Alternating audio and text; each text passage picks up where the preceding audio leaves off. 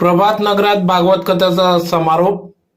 याबाबत अधिक वृत्त असे की धुळे शहरातील देवपूर भागातील प्रभात नगर या ठिकाणी मोढे परिवाराच्या वतीने श्रीमद भागवत कथा सप्ताहाचे आयोजन करण्यात आले होते। आज दिनांक 25 फेब्रुवारी 2024 रोजी या सप्ताहाचा समारोप करण्यात आला। सदर सप्ताहाचा रविवारपासून या सप्ताहाचा प्रारंभ करण्यात आला होता। शहरातील प्लॉट नंबर 115 प्रभात नगर विठ्ठल मंदिर देवपूर धुळे या ठिकाणी रविवारी दिनांक 18 फेब्रुवारी पासून श्रीमद भागवत कथा सप्ताहाचा प्रारंभ झाला।